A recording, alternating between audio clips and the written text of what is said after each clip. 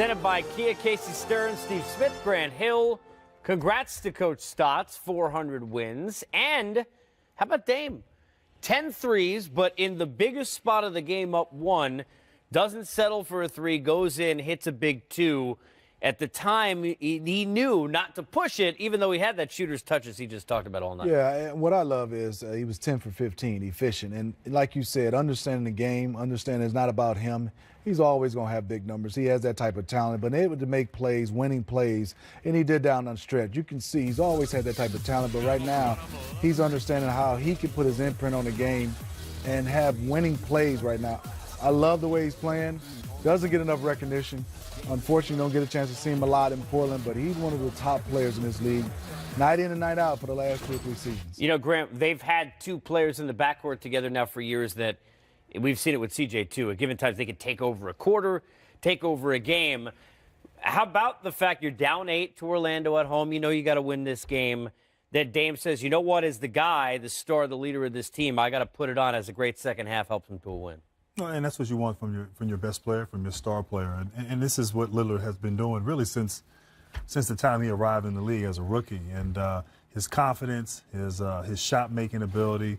Obviously, tonight he got it going from downtown. He is a guy, there's a handful of guys in the league that can get hot and carry a team. And certainly he is one of those guys. He's in that elite category. As Smitty said, you know, I think because he's so far out there, we on the East Coast don't really see and appreciate what he's capable of doing. But tonight was just sort of, you know, textbook Dame Lillard, and to have that weapon, to have that guy at home against an Orlando, you know, Magic team that was very capable. Certainly came in confident, felt like they could win. You know, good offense always trumps good defense, and great players playing good offense, it's hard to stop. And when Lillard gets going, it's hard. You guys know this, teams that lose, sometimes you find ways to lose. Magic played really well most of this game. Isaac gets into a spot he's not used to with Amino on him in the post, makes a mistake. Fournier, who was real hot and brilliant, tries to make one too many passes, turnover that leads to a bucket. How do you kind of turn that around? If you're sitting there, you're the Magic, you're on a team like that, Smitty. How do you turn that tide to where you're able to win games like this, where they were in it close in the fourth?